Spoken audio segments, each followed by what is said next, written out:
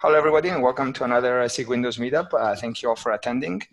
Let's get ready to start this. I actually didn't see that many PRs go through this week. I honestly haven't seen a single one, so I think that we're pretty much good for code freeze. And let's see what everybody has an update on. Patrick, you want to get started?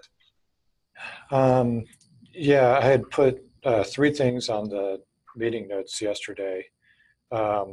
So one of them was latest update on the DNS stuff. I'll ask David or Dinesh to cover that.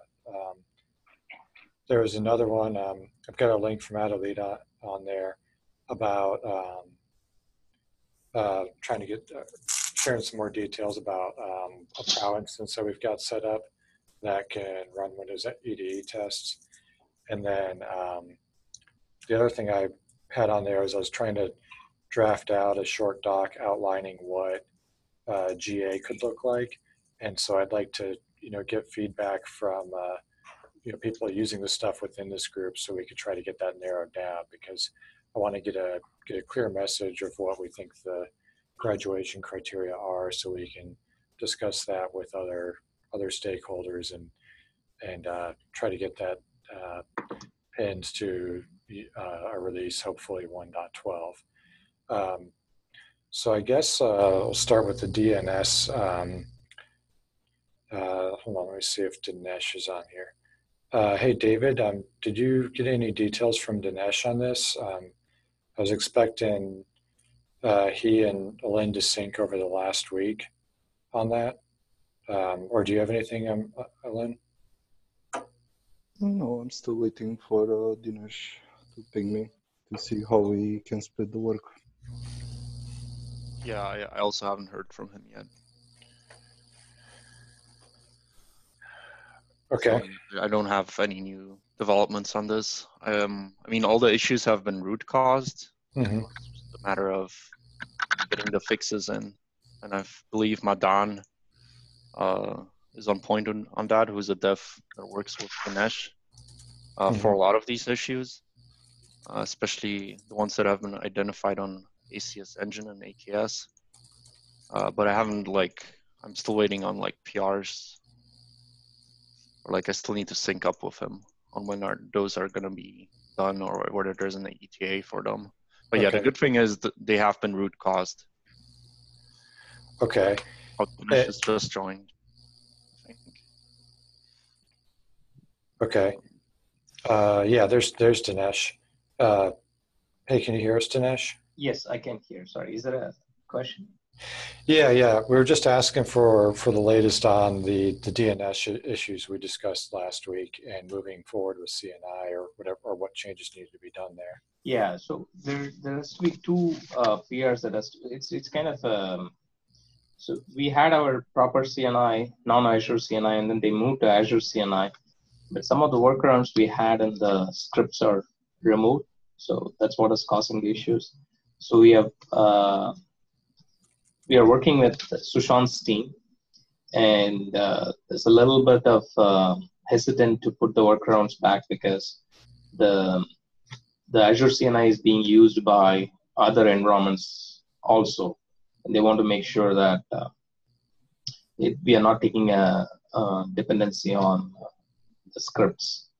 So we are trying to work around that, but yes, we are working on that, and we should be. But pretty much everything is working except those 2 issues. First one is for the first time when the node is deployed, there is the first container that's getting created is not, the DNS is not working for it. And the second is if the basically if the container crashes, the container app crashes in a cyclic manner, the DNS sometimes doesn't work. So these are the 2 issues we are trying to fix it. Okay, but there was also the discussion around how we needed to update the CNI plugins to use version 0.4 so they could receive and set the DNS suffix through the add endpoint call. Correct. So that work is, I spoke to Madan, and it turned out to be it's not that big of a work, and the work is only needed between kubelet and just the kubelet needs to send as part of the information. CNI is already coded to, if the information is there, it will apply it on the endpoint. So just the kubelet changes has to be done. And Alin volunteered to do it, so we are hoping to work with him and do that work. Okay, so the next step is Madan should be reaching out to Alan on Yes. getting that done. Yes. Okay, and then Like we are just in the coding, so almost we're done with the bug fix model. So we should be doing it in the next few days. okay, and so the one around the DNS not working on the first deployment, is there a Windows bug number open for that? Yes, and it has already been fixed as part of the. It's in the stack ship room approval. Okay. And it should be coming out as the next patch. So once the next patch is out, we don't need both of these workarounds. Okay, and that'll also fix the second issue if the app Yes. crash. Okay. Yes. So both of them are clubbed into one bug fix, and David has the fix. David has the bug number. Yeah. Okay. So it's already there and it's already been fixed. We're just waiting for the backport. Okay. All right. I'll sync with David and get the notes updated with that. Yeah.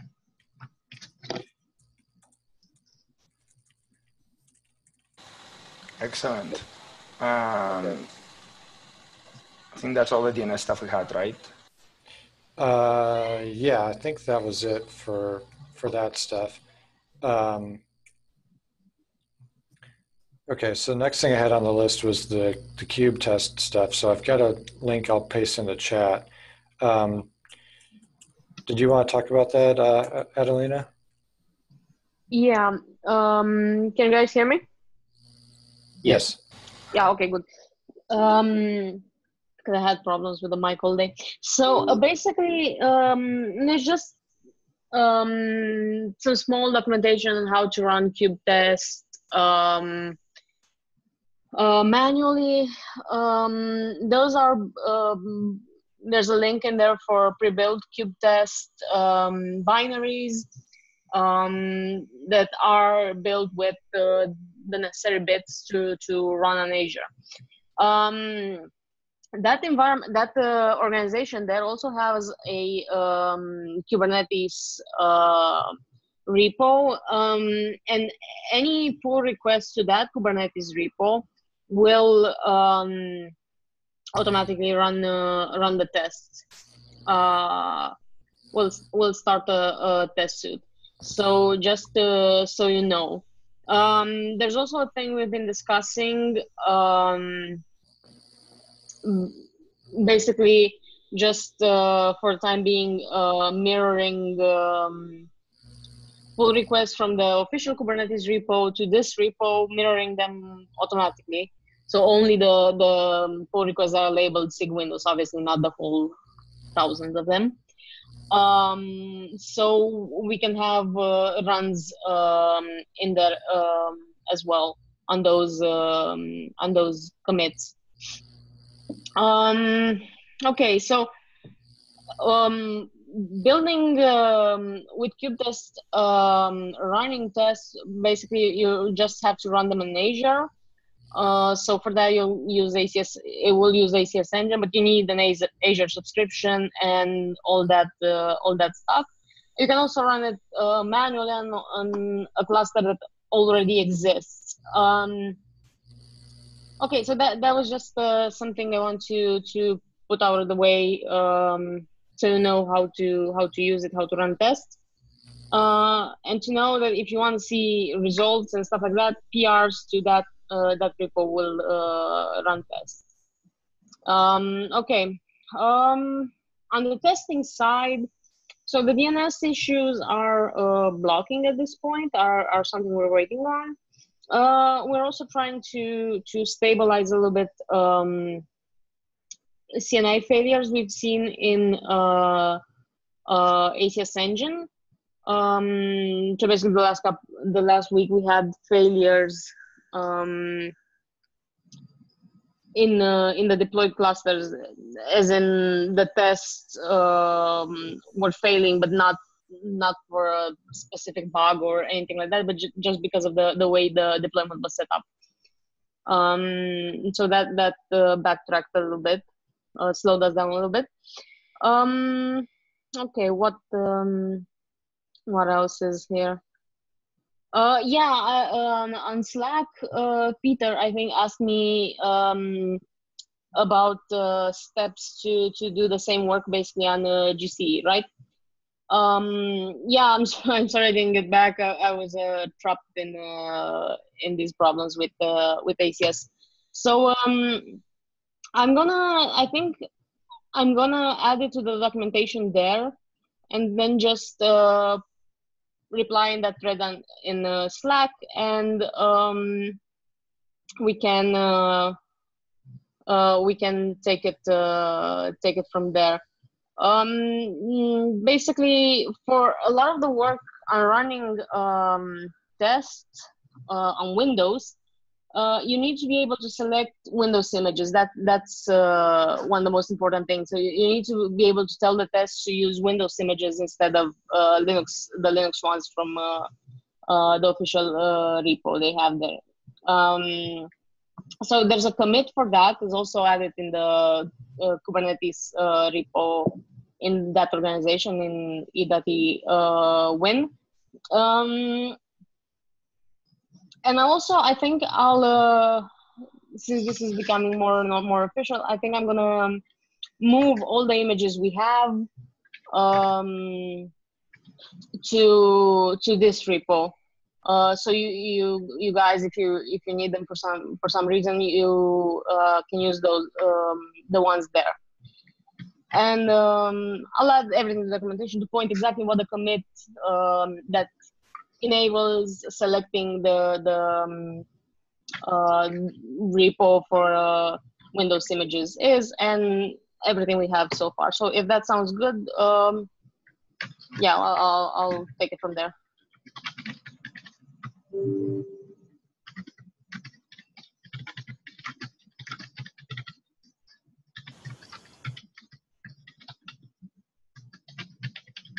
Okay, sounds great.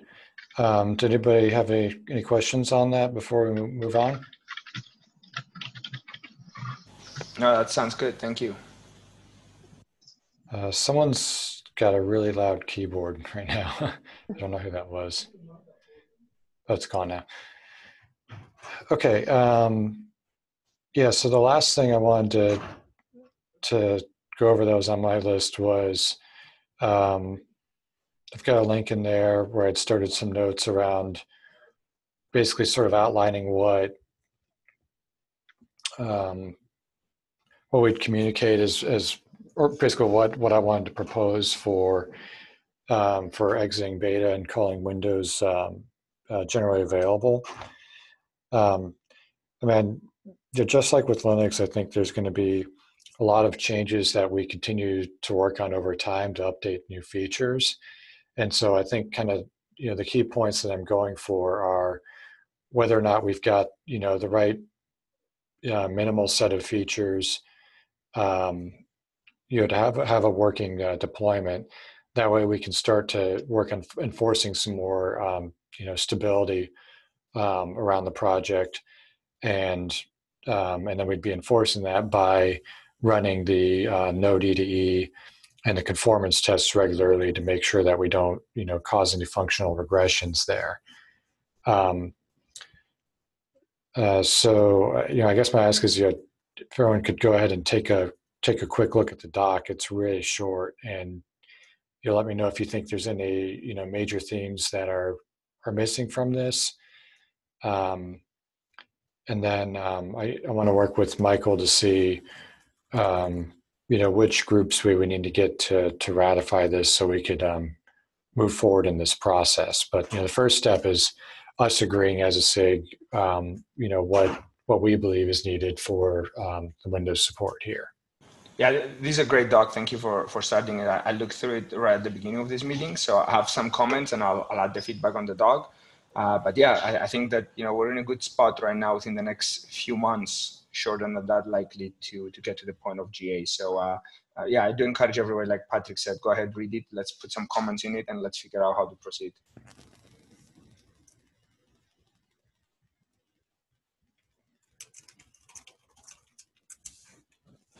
All right, I think that was the last topic that we had for today.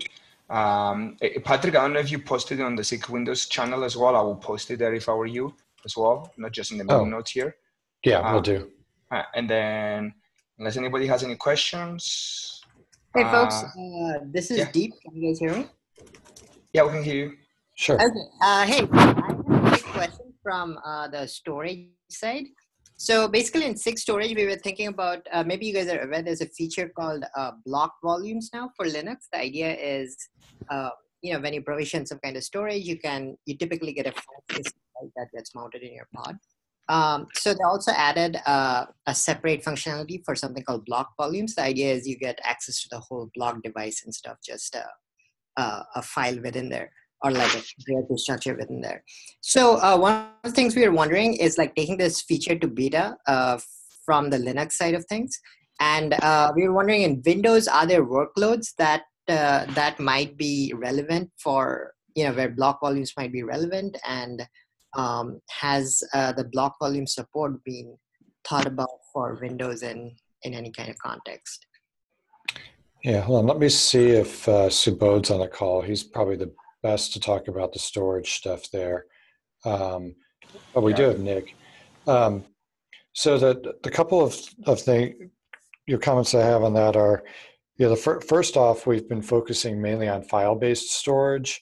So that way, we can, we support things like flex volume drivers, and like CSI is feasible. We just don't have any examples of it yet. But so far, we haven't done anything passing raw block devices directly to a pod. As far as use cases go, I don't have any particular ones in mind. Which ones does your SIG typically envision for using block devices instead of file-based mappings? I think right now it's just like at an example stage where we wanted to just uncover this functionality where you can expose like the entire block device. There were some examples stated around a database application probably requiring full access to the block device and just arranging the data in there any way they want. So basically apps that do not need or want a file system on top of a device, pretty much. Okay. Yeah, I think it's something that we could consider. From a technical perspective, one of the things that's going to be a bit more difficult here is we don't have any capability in Windows to give direct device access to a container or a pod. And so that's a capability that we would need to basically build into the Windows operating system. So, I mean, if there's clear, compelling use cases for it, I think we'd be willing to consider it, but I'd probably have to push to get it included in a release like early next year. Because right now we're basically in a stabilization phase in Windows, where we're trying to finish polishing all the features. Like, earlier in the meeting, we were talking about some networking issues, but making sure that we've got all that stuff ready for the core Kubernetes functionality, so that we can get, the kubelet and kube proxy and all those things are needed on Windows sort of, stabilized and finalized. So we could take it into a future cycle there. What we typically do today, if we have a block device, like we do have, the iSCSI driver, we do the same thing we do on Linux, and that is, we'll go ahead and use the Flex Volume plugin to initialize that device, with the Windows native file system, and then go ahead and. So you always go through a mount step and a formatting step where you. Yeah. And for high-speed devices that have some other, accelerations like SRIOV capabilities or something like that, we still rely on the node to be handling that. It's not something that we do directly in the. It's not something that we do within a pod today. Got it. But if there's some more cases that are envisioned in that, it'd be great if you could go ahead and forward some of those to me on Slack. And then so I can get them handed over to the right Windows developers to take a look at that. So if we are seeing, new use cases where people are looking at different device types or things like that, I want to make sure that I'm sharing that info with the right team and see if we can get that on the roadmap for later. So sounds good. I'll come up with some use cases. And okay, yeah. Thanks for reaching out to us on that, and keep in touch. Absolutely. Yeah. Thank you. Absolutely. All right, guys. Well, everybody go ahead and read the doc for that Patrick put together for GA. Let's put some comments on that. Oh, go ahead. Yeah, I have one question. My name is Elango. This is regarding the CNI network plugin. So a couple of questions again, who would be the contact point? Is it Dinesh is going to the contact point if I have any questions? And we are trying to, right now we are using Calico for our Linux-based nodes. When we are trying to support the Windows also in the same cluster. So they got IP and IP as an overlay. And it looks like Microsoft supports only VXLAN for the overlay. The one question is do you guys have any plan to support IP and IP? That's probably a great one for Dinesh. Yeah. Yeah, no, if you have to take it offline or something, I can talk to Dinesh. First, I just want to establish a contact, like whom should I talk, whom should I discuss? Yeah, it would be me. And we don't have plans to support IP and IP. But let's talk. Okay, Dinesh, probably I will sync up with you. I think you're part of the I'm part of the Slack Slack channel. channel.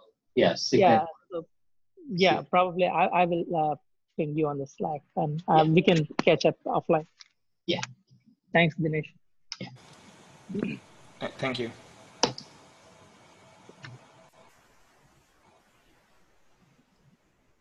All right, no more questions. See you guys next week. Thank you.